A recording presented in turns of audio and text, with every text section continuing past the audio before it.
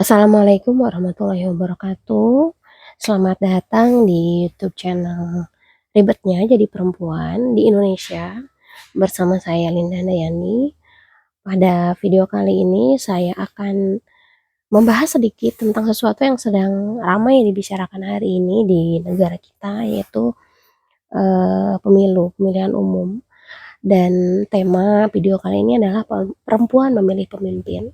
Nah, apa saja sih yang harus diperhatikan atau apa saja yang perlu dipertimbangkan oleh seorang perempuan ketika memilih pemimpin dalam kepemimpinan nasional atau kepemimpinan yang berkaitan dengan kebijakan di Indonesia, di daerah gitu ya. Pertama, tentu yang harus diperhatikan adalah track record kepemimpinan calon-calon yang akan kita pilih gitu ya. Kenapa harus dilihat track recordnya? Karena hanya itu yang menjadi salah satu acuan yang kita pakai gitu ya untuk melihat apa yang akan dia lakukan di kemudian hari gitu. Track record itu tentu berkaitan dengan kepemimpinan mereka gitu ya. Apakah dia berpihak pada perempuan atau tidak? Keberpihakan terhadap perempuan sebetulnya akan mengurangi keribetan yang akan kita alami nanti di kehidupan ketika dia memimpin gitu. Bisa jadi kenapa begitu ya, harus harus pilih atau harus lihat track recordnya, karena yang kita pilih ini adalah orang yang akan memimpin kita menjadi representasi dari negara kita 5 tahun mendatang, dan 5 tahun itu tidak sebentar gitu ya. Nah, ada beberapa hal yang jadi catatan gitu, walaupun saja saya sesungguhnya tidak mempunyai catatan, tapi yang bisa kita apa namanya, yang bisa kita jadikan parameter. Pertama, apakah dalam visi misi mereka atau apakah dalam background mereka atau track record mereka, mereka berpihak pada uh, perkembangan anak ya, apakah mereka berpihak pada keleluasaan seorang perempuan, seorang ibu untuk uh, dapat memantau perkembangan anaknya gitu ya. Dalam hal ini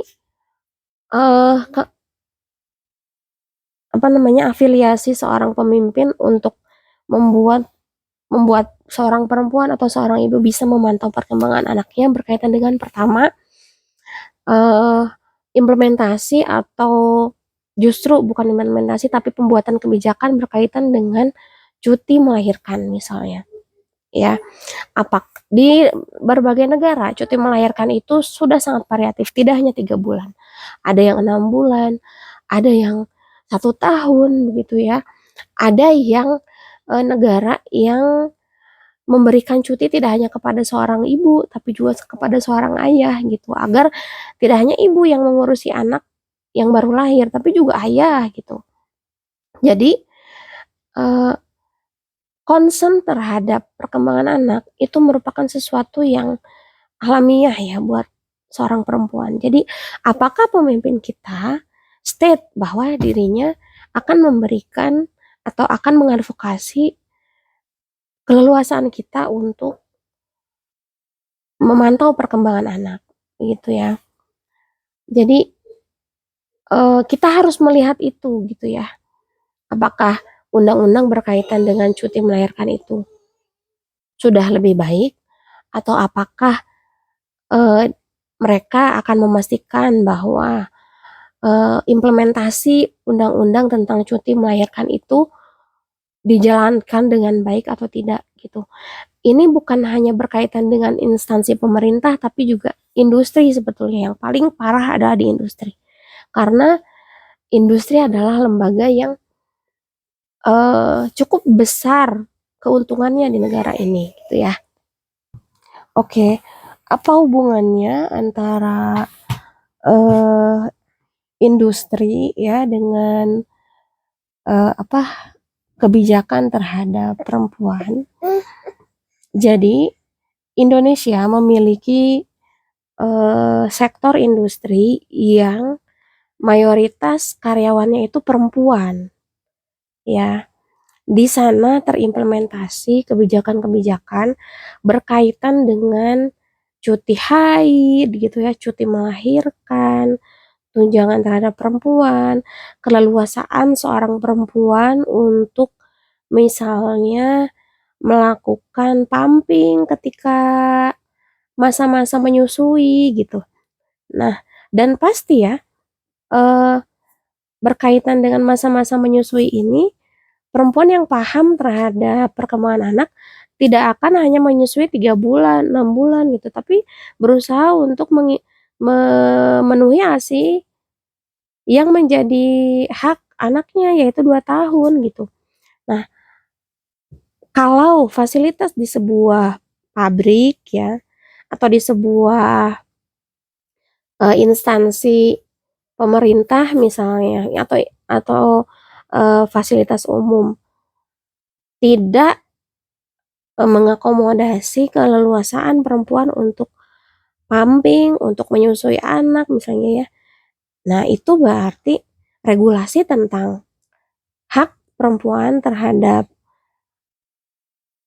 pengetahuannya atau keleluasaannya untuk, eee, memenuhi perkembangan anak itu belum terjadi gitu, belum terpenuhi. Jadi kalau bisa carilah, eee, pemimpin yang state bahwa dirinya atau menyatakan bahwa dirinya bisa mendukung itu, ya.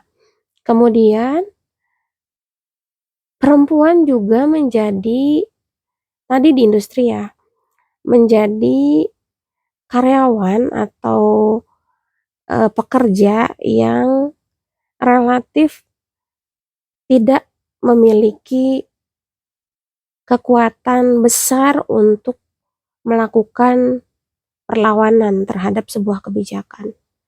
Disadari atau tidak, terutama di negara kita yang patriarki.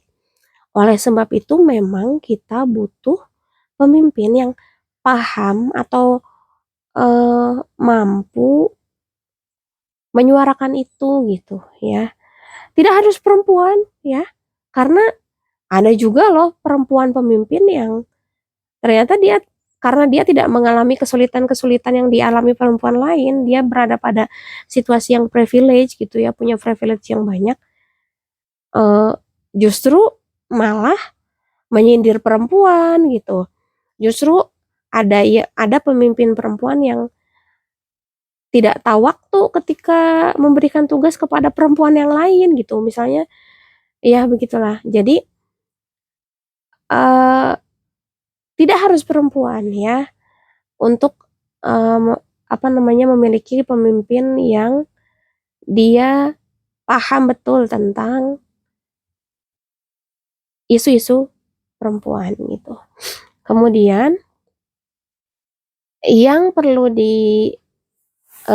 perhatikan lagi adalah apakah pemimpin tersebut aware atau sadar tentang bahaya LGBT untuk generasi gitu ya. Apakah mereka itu, eee, memiliki kemungkinan-kemungkinan untuk melakukan kebijakan yang bisa meng-counter LGBT ini, karena LGBT adalah sebuah gerakan yang berbahaya bagi perkembangan anak-anak kita gitu. Kita mungkin akan selamat dari itu karena bagi kita yang beragama atau memiliki pemahaman yang utuh tentang perbedaan antara laki-laki dan perempuan, mungkin selamat dari itu, tapi kita harus, eee, menyiapkan kebijakan atau environment juga untuk perkembangan anak-anak kita. Jangan sampai, mereka nanti dikelilingi oleh kebijakan-kebijakan atau implementasi kebijakan yang ternyata pro gitu terhadap LGBT. Kalau kebijakan pro LGBT ini diimplementasikan gitu ya oleh pemerintah. Jadi ini memang berkaitan dengan legislatif dan eksekutif. Hati-hati dengan itu gitu. Kebijakannya nanti akan ada di undang-undang dan eh, eksekutif harus melaksanakan kebijakan tersebut mau tidak mau gitu ya. Nah, oleh sebab itu orang-orang yang pro LGBT harus dihindari dalam hal ini ya, karena dia akan berdampak pada berbagai kebijakan lain dan dia akan berdampak pada nantinya gitu ya keselamatan moral anak-anak kita gitu. Itu penting. Kalau bukan kita ya, kalau bukan kita ibu-ibu yang memiliki anak, ibu-ibu dari anak kita gitu tidak bukan bukan tidak akan ada gitu ya yang membela anak kita. Jadi kalau salah satu cara gitu untuk secara langsung membela anak kita dari kebijakan-kebijakan pro LGBT adalah dengan memilih memilih pemimpin yang tidak pro LGBT gitu ya. Kemudian pilihlah pemimpin juga yang berkonsentrasi pada pendidikan ya. Apakah dia memiliki kebijakan-kebijakan yang bertujuan untuk membuat pendidikan itu bisa diakses oleh setiap orang gitu ya, terutama di mana kita berada gitu. Misalnya gini ya, sekarang itu ada dua hal yang penting dalam pendidikan ya. Pertama, pemerataan pendidikan. Kedua, peningkatan kualitas pendidikan. Pemerataan pendidikan ini kan berkaitan dengan kuantitas. Apakah pendidikan yang layak itu bisa diterima oleh semua warga Indonesia? Yang kedua, apakah pendidikan yang diterima oleh anak-anak kita itu berkualitas? Berkualitasnya bagaimana tandanya? Tandanya sederhana.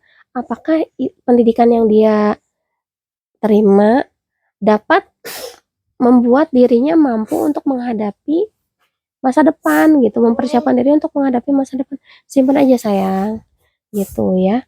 Jadi kalau itu sudah menjadi konsen dari calon pemimpin kita, layak untuk dipilih gitu. Tentu ya kriteria tersebut sangat umum dan kita perlu melihatnya atau mencari tahu dari visi misi atau dari track record mereka berdasarkan apa yang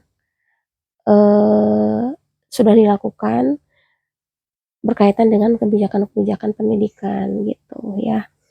Itu mungkin sedikit yang saya highlight di sini. Sangat random tapi yang pasti eh apa ya namanya?